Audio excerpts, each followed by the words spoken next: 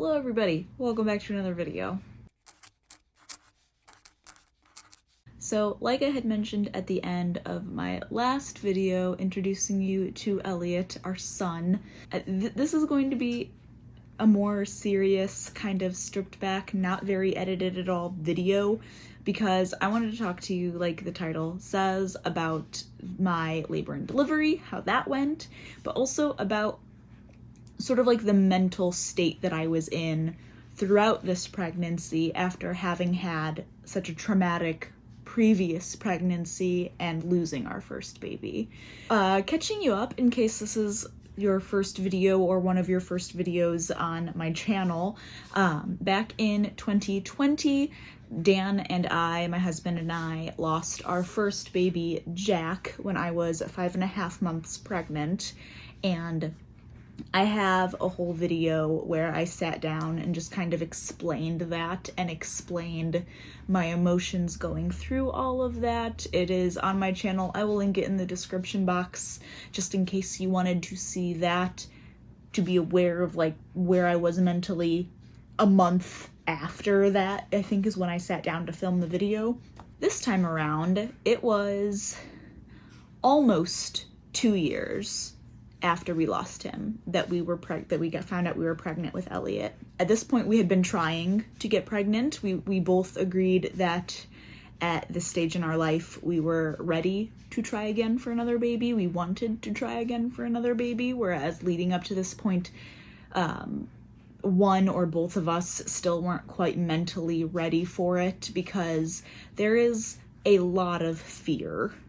At least, I mean, I can only speak for myself, I can't speak for Dan, but after having had such a traumatic loss and such a traumatic just pregnancy in general, the thought of going into another pregnancy is terrifying because you don't know if it's going to happen again.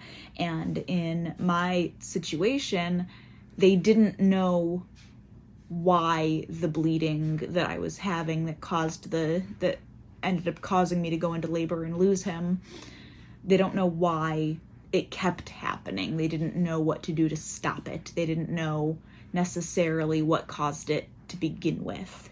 The thought, knowing that there were so many unknowns in that pregnancy, the thought of going into another pregnancy was really, really scary.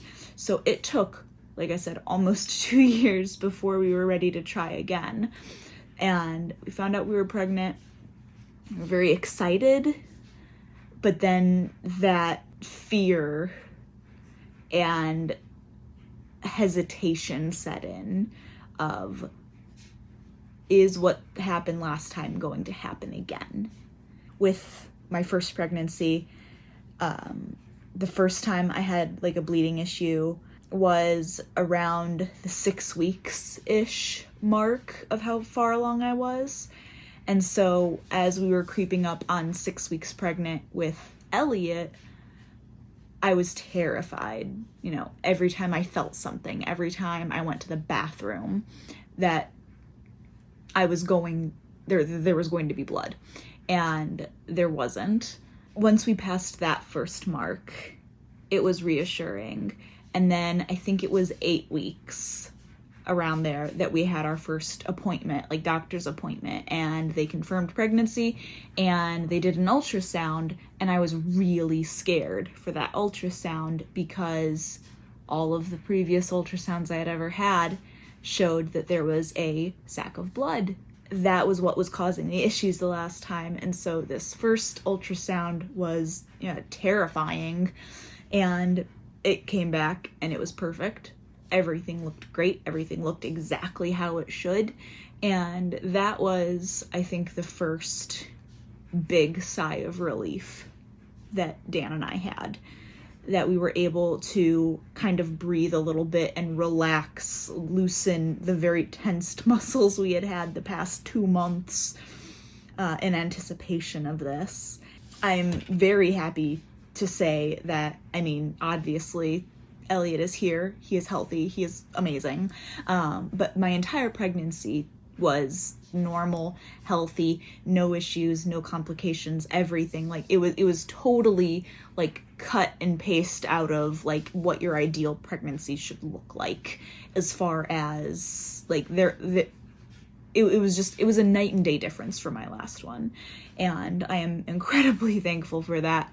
But that didn't stop me from freaking out, or not from freaking out. I shouldn't say that. At no point did I freak out, but it didn't stop me from being scared and worried and concerned and fearful that something at any given moment was going to happen, that when I least expected it, that the other shoe was going to drop, as the saying goes.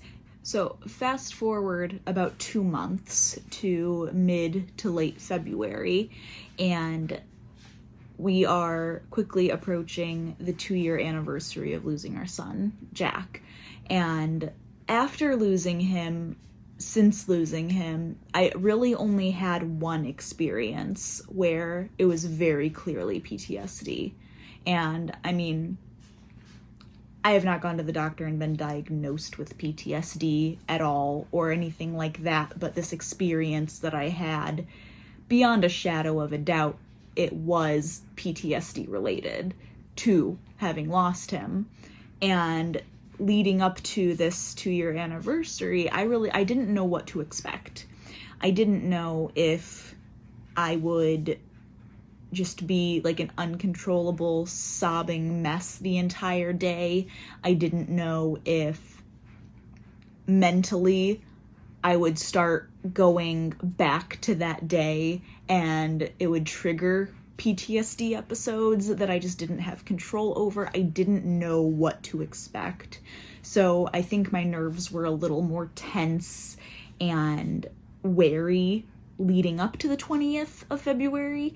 And when the day came, I didn't write anything down, and I wish I would have, because I didn't have symptoms in the way that I thought I would.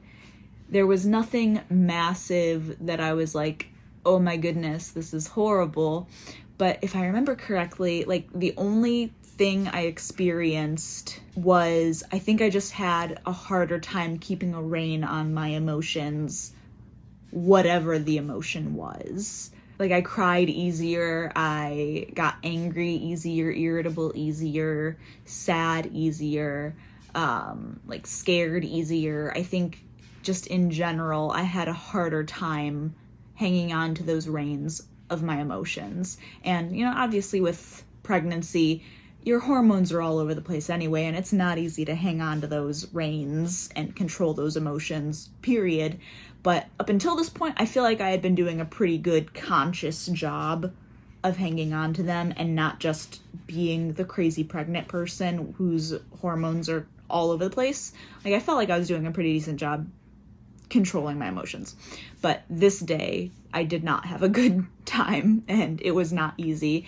And it was just mentally, I think I was more stressed without realizing it, because I don't think it was until the next day, looking back, because the next day I was much better, and I was confused as to why the day before was so intense with not being able to control my emotions versus the next day when initially I didn't think anything had changed until I realized what that day before was, like the date, the anniversary, and which I thought was really interesting because the prior year I hadn't experienced anything like that. Obviously it was sad. It was the 1-year anniversary of us losing Jack, and it was sad, but I had not experienced really anything other than sort of the expected sorrow, I guess. And so this year I didn't expect it to be much different. I thought, you know, maybe because I am pregnant and this anniversary is coming up, but I wasn't the same gestation period. I lost him at 5.5 months, and this time around I wasn't even a full 3 months along yet when that date hit. So I wasn't expecting to mentally be in that place. And also because the pregnancy had been so just perfect up until that point, I also didn't expect to have any sort of reaction. So that kind of threw me for a little bit of a loop, that I did have that reaction without realizing that that's what it was. Like, I did not make the connection at all of the difficulty controlling my emotions and what day it was. I've never experienced that, where the actual day of something happening was so, like, it was harder to cope in general on that day, which I know is a big PTSD thing, where it's certain times of years are difficult for people because of something that happened at that time of year in the past, and certain days or certain months are difficult.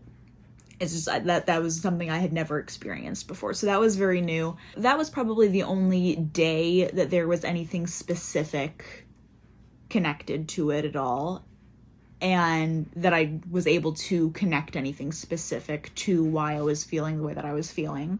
But throughout the whole pregnancy, like I said, it was a completely healthy pregnancy. There was absolutely no reason for me to be concerned. But the entirety of the pregnancy, like I had said, I was just holding my breath, waiting for something to happen. And as a result, it wasn't until after my baby shower that I was able to start getting excited, which I was, gosh, how pregnant was I when I had the baby shower? I was over 30 weeks. I was 32 weeks, maybe 34 weeks. Third trimester for sure. It wasn't until after that point that I was able to actually start getting excited, because the entire time leading up to that, the mentality that I had, whether I liked it or not, like the mentality that I had was, I'm afraid to get excited because if I lose this baby as well, it's going to hurt that much more. And I didn't want to feel that pain any more than I had to. And obviously I didn't want to feel it at all, but from my previous experience, that thought was there. I did not want to feel any more pain than was absolutely necessary. And I think that was forced, that then mentally I was putting up all of these walls, so that while, yes, I was excited, I also was only just so excited. Like, I could have been this excited, and instead I was only like this excited. Because if I got this excited and I lost him and something awful happened, it would hurt that much more. As opposed to if I only let myself get this excited and I lost him, it would still hurt, but it wouldn't hurt this much. It would hurt this much. And subconsciously, that was my way of protecting myself from potential pain. Like, when we found out we were pregnant, I was very adamant with Dan that we did not tell anybody, like our parents, family, nobody, until I was 3 months and like 12 weeks pregnant. And so we already had ultrasound pictures and everything else. And I was like, we have to be this far along before we tell another single soul. We told then my parents and Dan's parents and I think our siblings, and then Dan's boss and our friends Jesse and Ellie, who Dan also worked with. We told them as well because of obvious work things. But then I don't think we told anybody else. We made a small list of people to tell. And even then, I wanted to wait until we were even further along before we told anybody else. Like, I didn't even want to tell that small list of people until we were so far along, because I kept fearing that something was going to happen.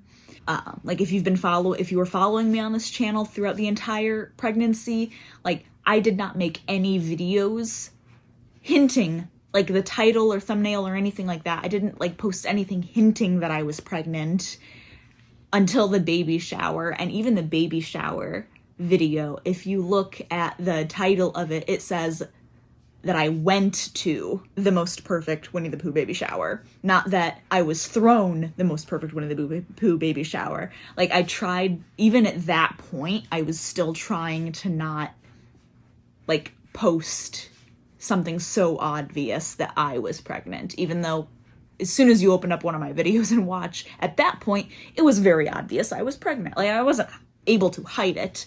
And the only reason I announced it on my YouTube channel at all, or talked about it on my channel at all, was because I knew filming videos, I wasn't going to be able to hide it. I knew I was going to be gaining weight, and even if I made every effort possible to only film myself from, like, here up, like, I knew, one, I would slip up, two, like, people were going to guess, and I also knew I wouldn't have the energy to keep up with, like, hiding it, as it were. So I did mention things in my YouTube videos, but, like, on Facebook, like, 95% of the people who know me did not know that I was pregnant until I posted the birth announcement on Facebook about a week after he was born. I was so hesitant to tell people that I was pregnant, again, because I was afraid of something happening and then having to tell people that I wasn't pregnant anymore. I was very adamant not to put anything on Facebook. Like, we would tell family or tell close friends, and I would tell them, like, I'm not posting anything on Facebook. Like, I don't want anything posted on the internet. And I was okay with posting it on YouTube here because there was just a very small amount of people that watched my videos. I knew them enough to know that they would respect when I said in the video that I didn't want anything, like, that I wasn't posting anything anywhere else, that I knew that they would respect that. I kept it very hush-hush, and, like, I didn't really want to bring attention to it that much. And anytime somebody talked about it, like, I would be excited talking to people in person about it, but then, like, going back to the only that much excitement, like, I feigned this much excitement, but I only let myself truly feel like this much excitement.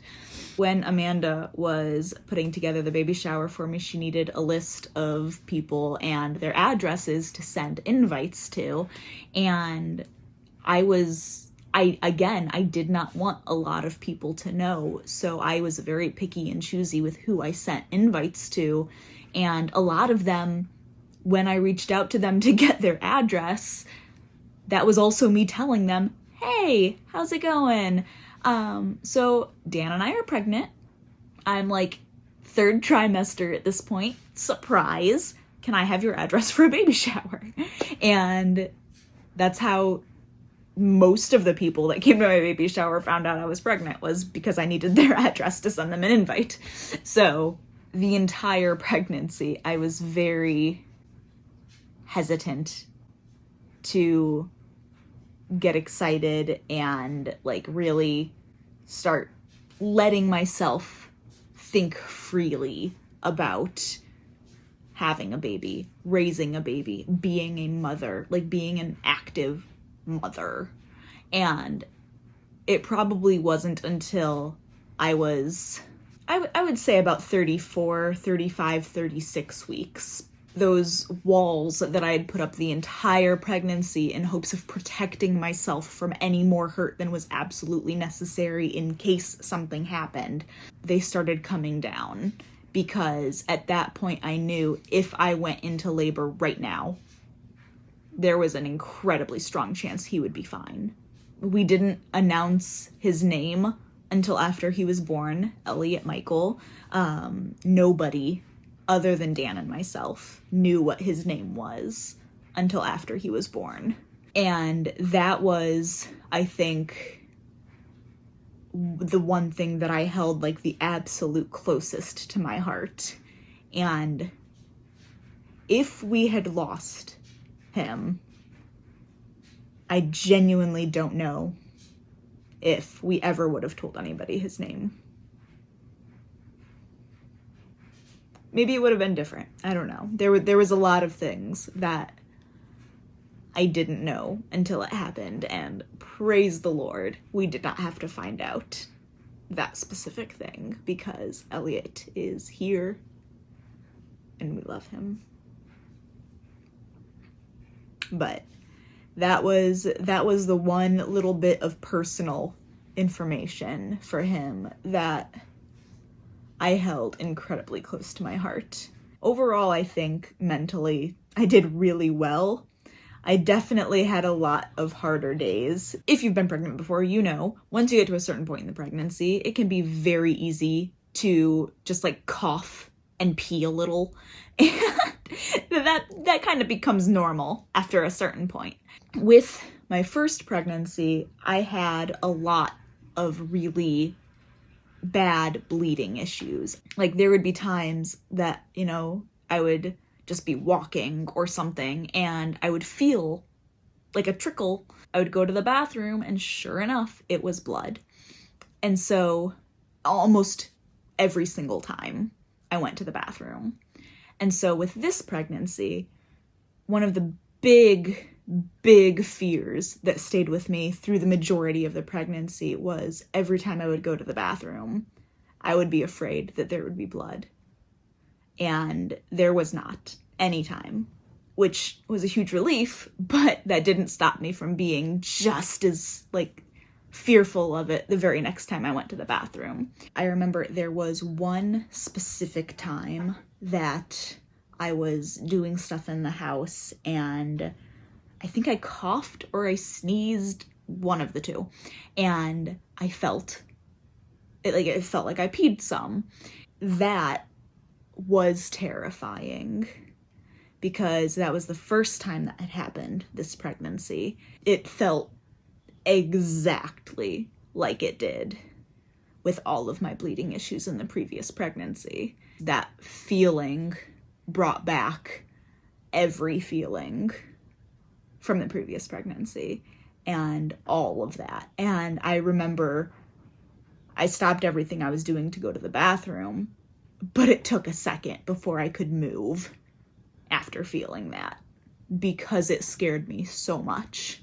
I went to the bathroom and I had just peed. Just praise the Lord. Peed my pants. But that was scary. And luckily I did not have hardly any instances like that at all throughout my later part of the pregnancy. But definitely that first time was terrifying. I hadn't realized how instantly all of the confidence I had been gaining of this pregnancy is different. I'm doing well. Baby is doing well. This can't be compared to my last pregnancy at all. All of that confidence that I had been building inside of me that like this pregnancy is going to be okay, that one feeling almost instantly pulled the rug out from underneath all of that. It was easier for me to be able to kind of pick up all of those pieces of confidence that had suddenly just been knocked over and, you know, kind of rebuild that confidence quicker than what it had taken me the whole previous pregnancy. But it still, like, it shook it a little bit for sure after that. Other than those instances, mentally, I think I did really well, which after all of that, you're probably thinking like, no, you sound like you kind of weren't doing so hot mentally, but I do actually think that I did pretty well mentally, keeping it together. Like there was definitely times where I'd be laying down to go to bed and my mind would just wander with all of the what ifs, and I did have to work very hard to keep myself from letting my mind wander in that direction because it was very easy to do that. A lot of mental work that I had to do to keep myself from wandering in that direction because it was almost like I was being pulled in that direction every time my mind had a moment to relax.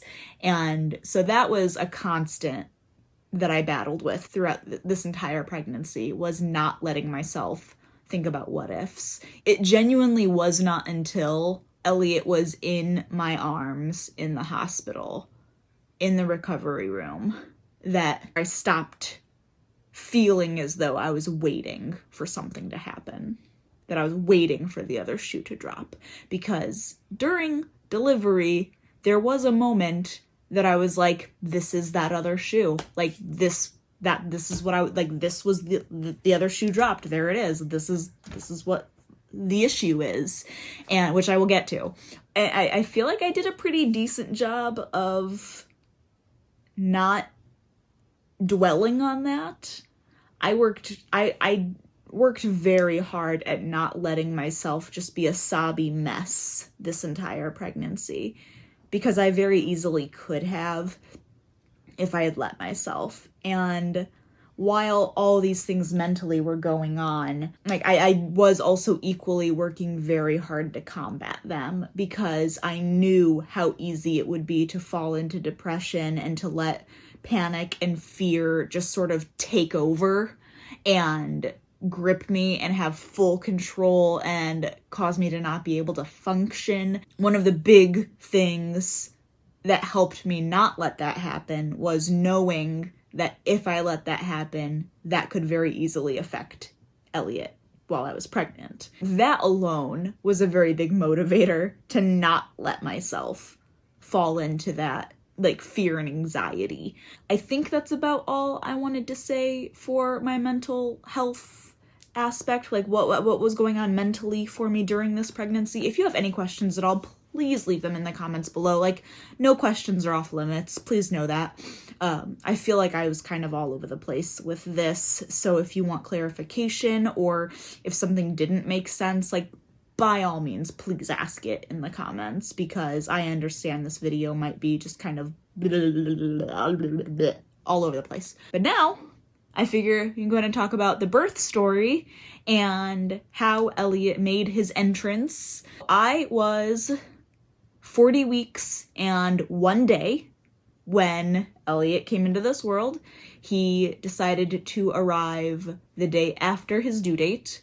Dan and I were actually in the process of painting the shelves that are in his nursery that have all of his cloth diapers on them. They're in the nursery reveal video. There is a clip toward the end where I am showing the painting of that and saying, like, okay, it's like 10:30 at night.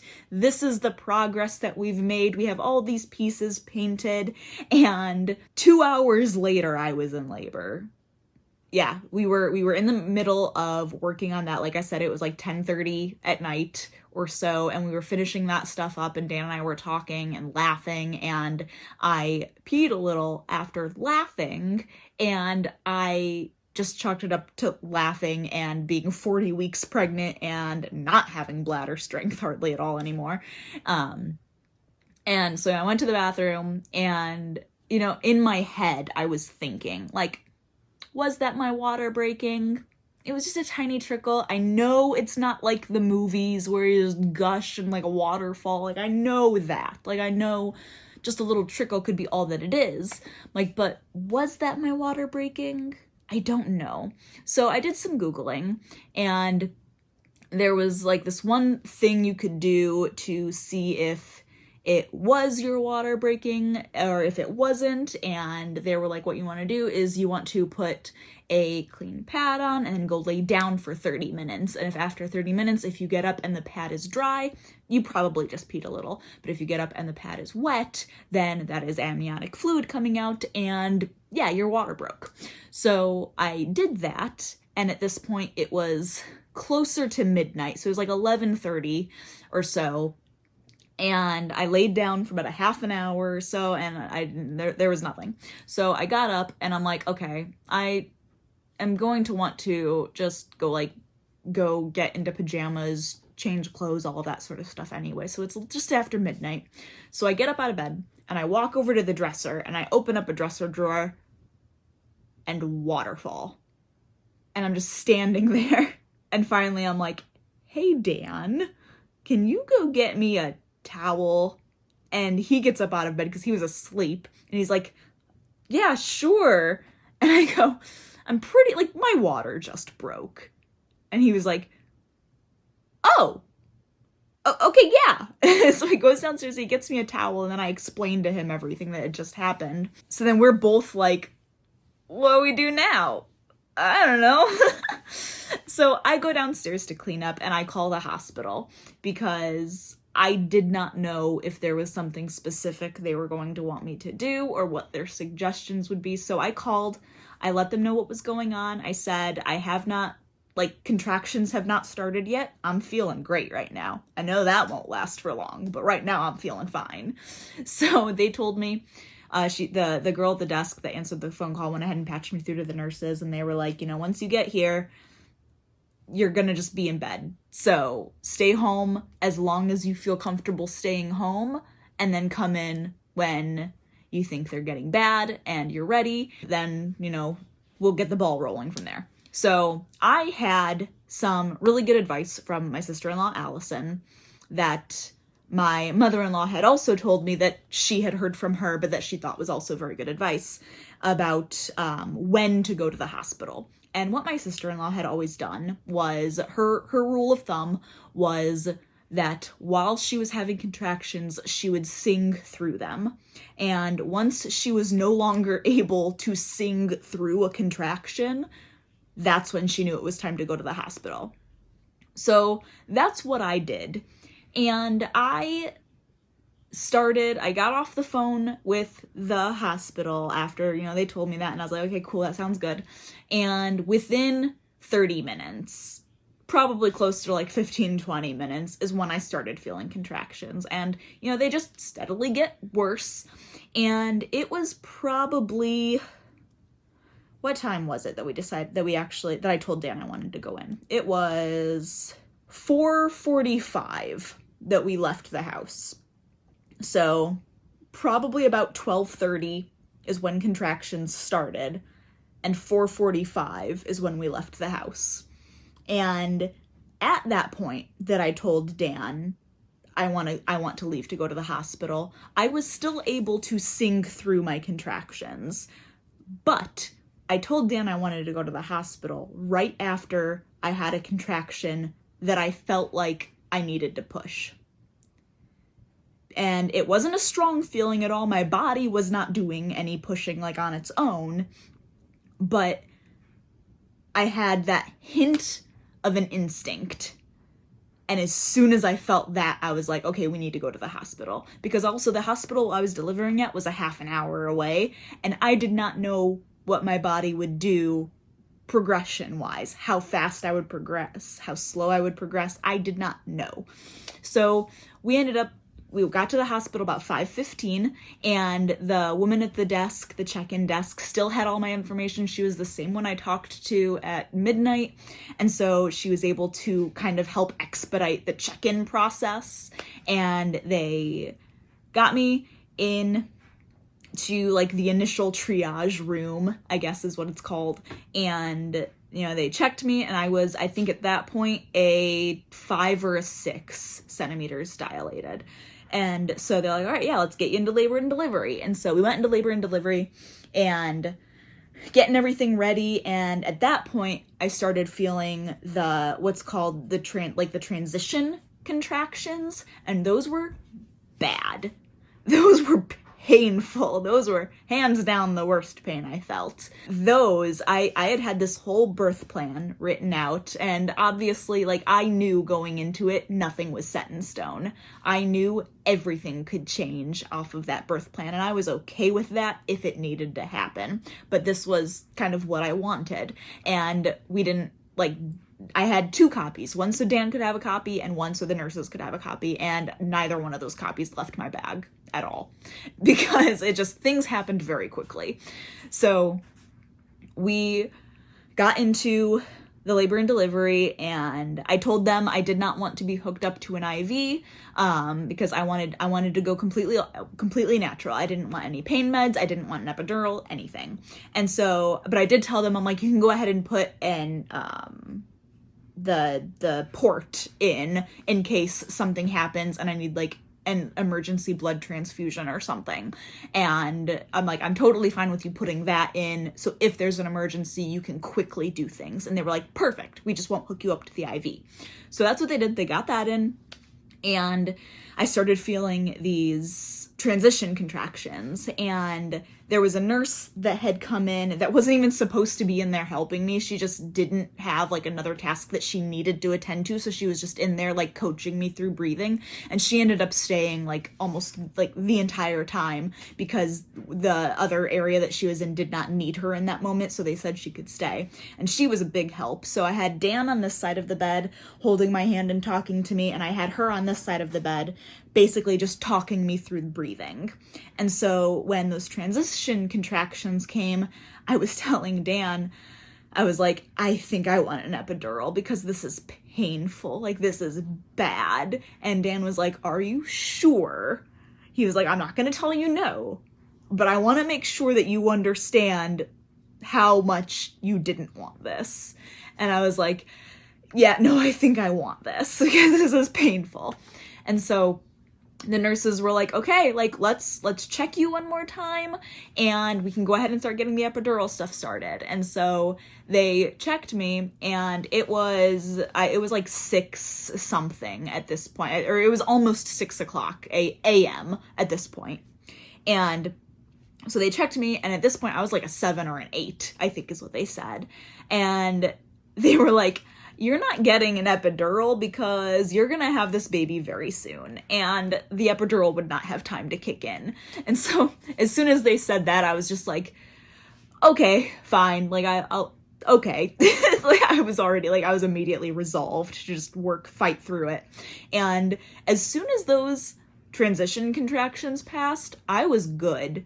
Like, I don't know if I just have that high of a pain tolerance or what, but I was able to, like, once I got over that hump of those transition contractions, like, the other contractions, like, pushing was hard, but it was because I was having to not breathe. And the breathing through the contractions is what made it so, like, easy.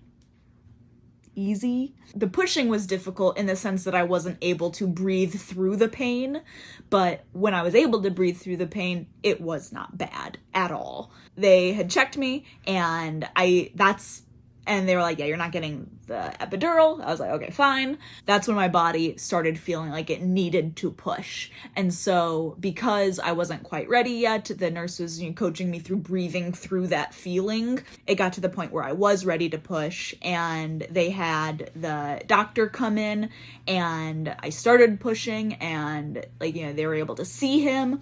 As I was trying to push, they were like, okay, hold on. He's stuck.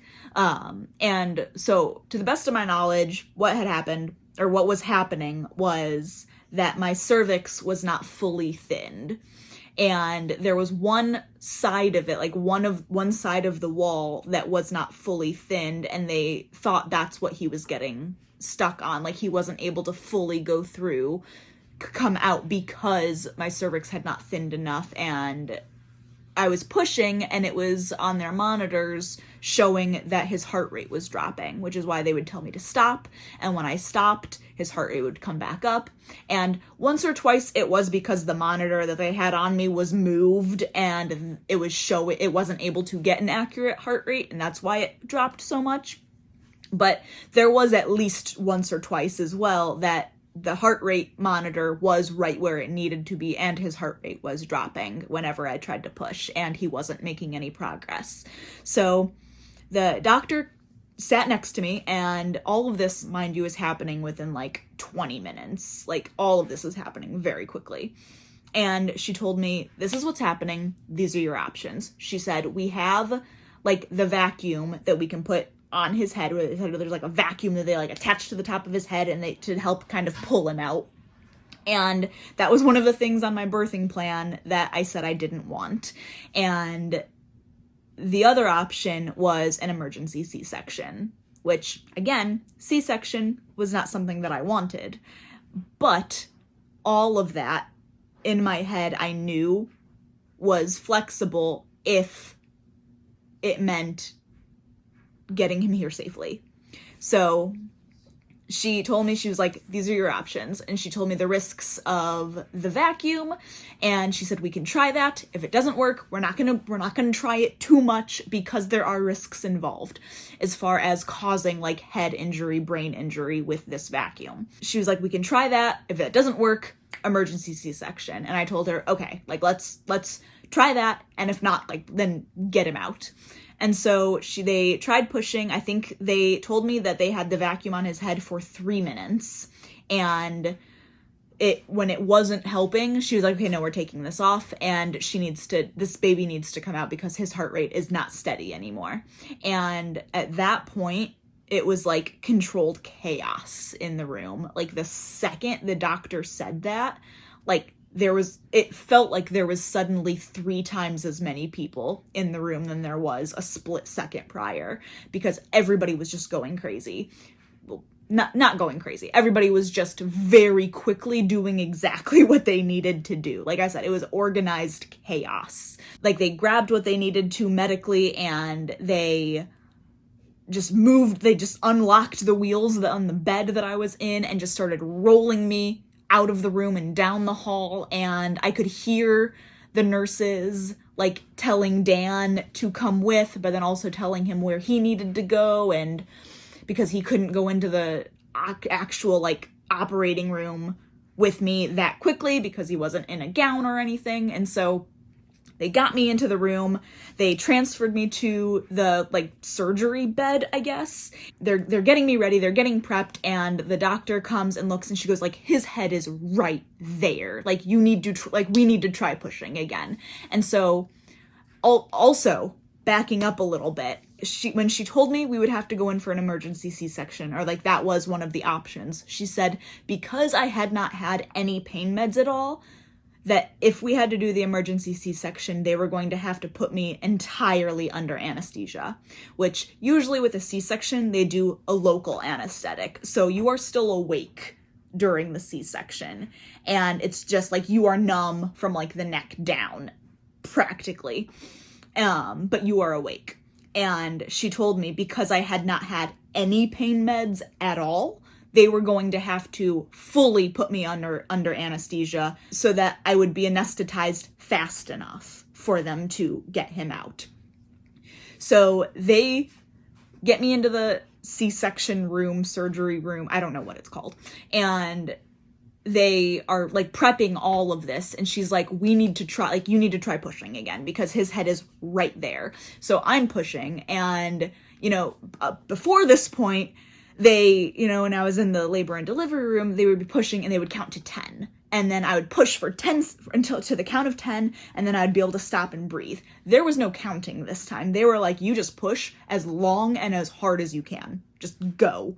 And so I was exhausted. At some point, like, he was right there, and they did not want to do a C-section if they did not have to. I did not want them to do one if they did not have to. And so one of the girls, I have no idea if it was the doctor or if it was one of the nurses, but they gave me an episiotomy, which if you don't know what that is, they cut the skin that is right there to make that opening a little larger, to hopefully, the hope is that will help the baby deliver easier. Again, an episiotomy was one of the things on my birth plan that I didn't want to have done.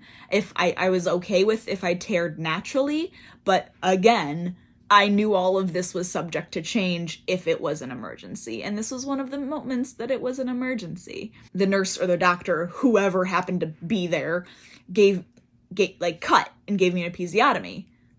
Mind you, still had not had any pain meds of any kind, so I fully felt that. Which wasn't fun. But then as soon as they did that, they said, okay, push again. And so I took a deep breath and I just pushed again, and he came out. And we were able to avoid an emergency C-section, which was fantastic.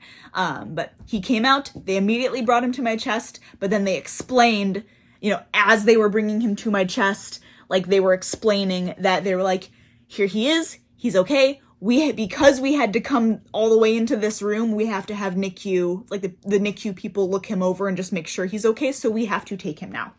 So he was on me for like 4 seconds, maybe. And then they took him. And then they started stitching me up. They started local anesthetic and that sort of stuff, started cleaning me up. And within less than a minute, all of a sudden Dan comes over holding him. And that was, I think, the best thing I had ever seen in my life. Mind you, I remember when I was pushing, when they were telling me to push, I heard somebody yell, like, "Where's the husband?" or something like that. So I have no idea, like, what Dan was doing during all of this. All I know is that Elliot was born, and then they took him, and the next thing I know, Dan is coming back with him. So I got to see him then, and then they finished getting me all cleaned up and everything, and they transferred me back to the first bed, and then they were able to wheel me into the other room, and I think Dan was right there the whole time. I honestly do not remember. This whole thing was a whirlwind. Elliot was born at 7:11 in the morning, so I was in labor, start to finish, 7 hours in total. I was at the hospital for 2 hours in labor. But the whole thing was an absolute, just chaotic whirlwind. And like when I had mentioned earlier that when we were at the hospital, there was the one point that I was like, oh yeah, there's the shoe dropping. That's what I was waiting for. It was when his heart rate started to drop and they were like, emergency C-section now. Like that's what I thought was the other shoe dropping. It ended up being fine. Everything was fine. And there was only a couple of things that ended up not working out on my birth plan. A lot of the things on my birth plan actually ended up being completely irrelevant because I stayed at home for so long. Like there were certain ways that I wanted to be able to labor at the hospital, but by the time we got to the hospital, things had already progressed so much and I was progressing so quickly that a lot of the different things that I had wanted, like I had wanted to be able to labor in the shower for a little bit, or in a tub if it was available. And like I was so far along and things were moving so fast, there was no way any of that was happening. And I was okay with that. But then like the no pain meds, I am so proud of myself for not getting pain meds. I mean, a large part of it was because I had progressed too quickly and the nurses were like, too late, sorry. But I am very glad that I did not have any. But yeah, other than the episiotomy, I did not have any tearing. That was it, which I was also very thankful for. But yeah, I recovered really quickly. Elliot was doing great. He was born at, like I said, 7:11 in the morning. He was 21.5 inches, I think. And he was a half an ounce shy of 8 pounds. So he wasn't a tiny baby. He was pretty decent sized. Oh, and then huge head of hair. He had all of the hair that you saw in the last video. He had all of that. And people asked me if I had really bad heartburn during the pregnancy because apparently if your baby has a lot of hair, you have bad heartburn, and I did not have hardly any heartburn at all. So do with that what you will. Yeah, I think that is about it. So again, with this part of the video, if you have any questions about my birth story at all, like feel free to leave them in the comments below and I will answer them if I deem it appropriate, I guess. I wanted to share this video, one, because I wanted to share the birth story, because every birth story is unique and interesting. And also I wanted, equally to when I made the video about losing Jack. This is such an important topic that is not talked about, I think, enough.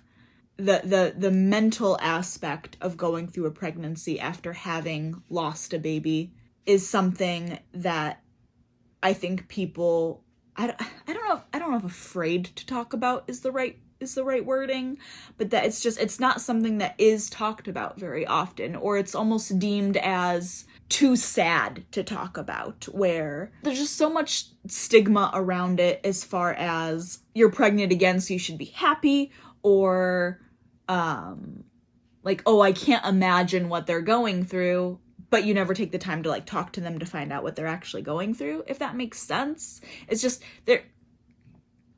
I had not seen anywhere where somebody was willing to talk about their experience here. And I think it's very important to talk about because pregnancy loss is staggeringly more common than I think a lot of the general public realize. And as a woman who wanted to be a mom, who is a mom, and who, you know, someday wants to have more kids, like, going through that first time experience, I think after losing Jack, like, I felt like I was the only person in the world who had gone through that, because I had never heard of anybody else having an experience like that. And I was heartbroken repeatedly when I realized I was wrong. Because what that meant was multiple people that I knew personally had gone through something almost identical, whether it be the same symptoms or whether it be losing a baby that far along in gestation. It was mind-boggling to me, and like I had said, just heartbreaking to know that this was way more common than I realized, and nobody talks about it. And I think I would have maybe been in a better mental place with the last pregnancy if I knew this was something that was unfortunately more common than what I thought it was, which is why I made that video after we lost Jack, was because I wanted to make sure that there was something out there to hopefully help somebody else know that they were not alone in that situation. And that is the same reason that I was making the first half of this video, was, again, to let people know, like, you are not alone in how you are feeling. Being pregnant again after losing a baby is terrifying. And you're not the only person that feels that. And that's why, like, that, to me, that is so important to make sure people know. Whether this helps you personally, or whether you were just here for the birth story, because some people just eat that up and they love that kind of stuff, which is also why I did it, just because that part's fun and interesting. That was my reasoning behind making this video. Is it weird to say I hope you enjoyed this video? Maybe it is. But I hope you found this video helpful. I hope you found it comforting in some way, shape, or form. I hope this has maybe opened your eyes to some things that you might not have known in the past. Yeah, I think that's about it. Next week's video is going to be more fun. I don't actually know what it is yet, but it's going to be more lighthearted than this video was, that's for sure. But yeah, I have rambled on long enough. So thank you for coming and hanging out with me during this video and just listening. I appreciate it. And I will see you in next week's video. Bye.